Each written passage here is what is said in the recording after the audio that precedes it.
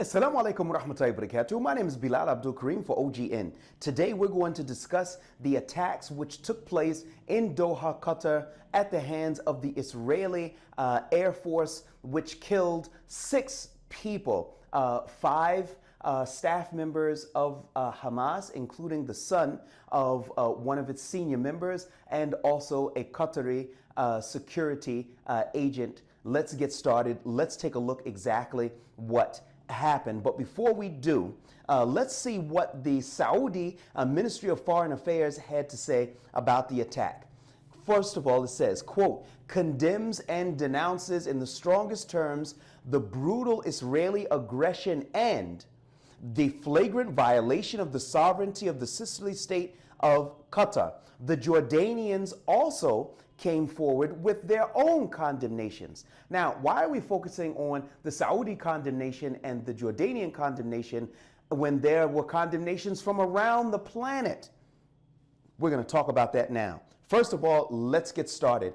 Israel, this is the country known as Israel, and it is 1,700 plus kilometers to the state of Qatar. Now I say plus because depending on where you take off from inside of Israel would depend upon how many kilometers it is exactly. But in general, it's approximately 1,700 kilometers to Qatar. Now this is significant because that's a very, very long distance. And in order to be able to cover that distance, you're going to need the right planes to make this a reality. And that's where they use the US-made F-35 stealth fighter. Now, this was the weapon of choice because it's designed for long-range missions. For example, using its internal fuel, it's approximately 2,200 kilometers it can travel on its own internal fuel. Now, remember we said it's 1,700 kilometers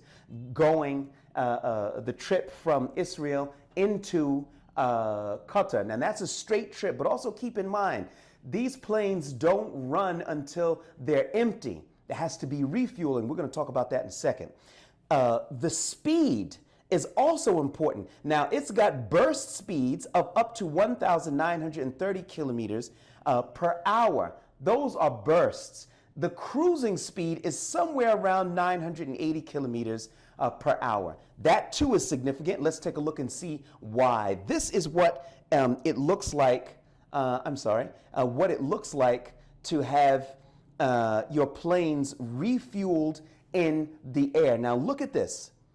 There were approximately 10 to 15 planes, according to Israeli media sources consulting Israeli military sources, that 10 to 15 planes took part in the mission. Now that's huge. 10 to 15 planes plus planes which have to refuel them. Let's get back to the map.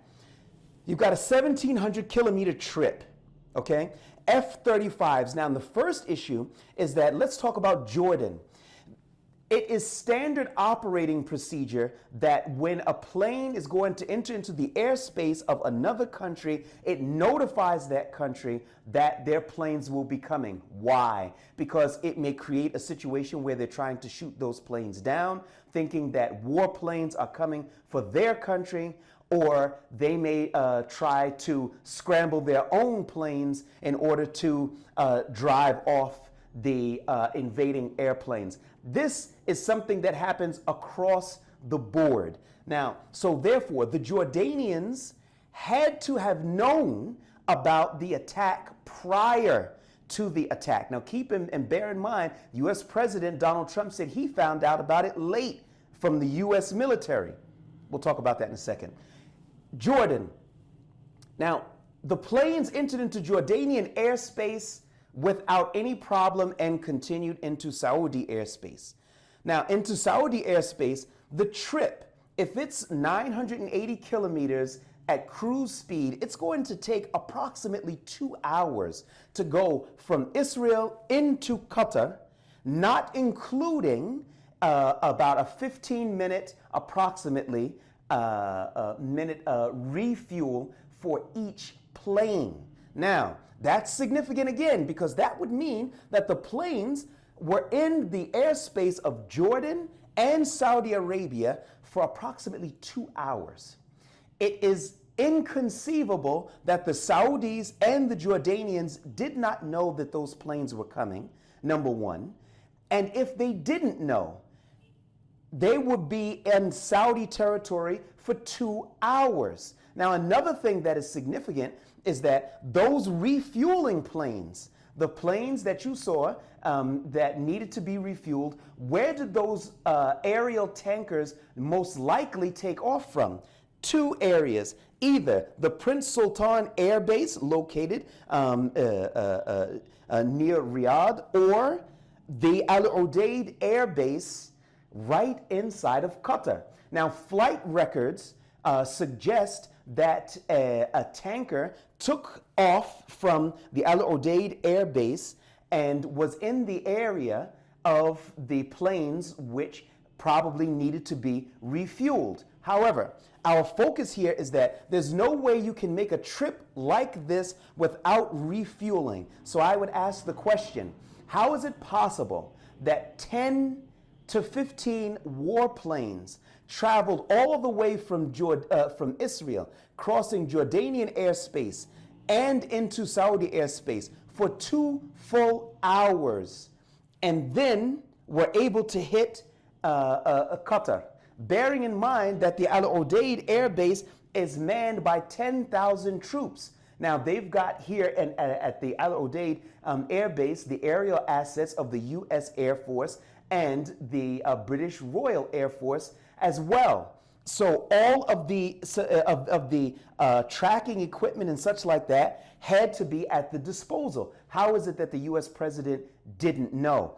And in addition to that, the Prince Sultan Air Base, once again, it's got British aerial assets, and including, it also has the U.S. Air Force assets also right here at the Prince Sultan Air Base. So in the end, brothers and sisters, I want to make clear, it is impossible that the Jordanians and the Saudis didn't know, because bear in mind, if you go back some months ago when Iran, which is over in this direction, launched drones and missiles, the air, or I should say the skies above Saudi Arabia and Jordan, as we all saw, were lit up with anti-aircraft fire to stop the drones and the missiles from going to Israel. However, when Israel sent F-35 fighter jets from Israel to Qatar,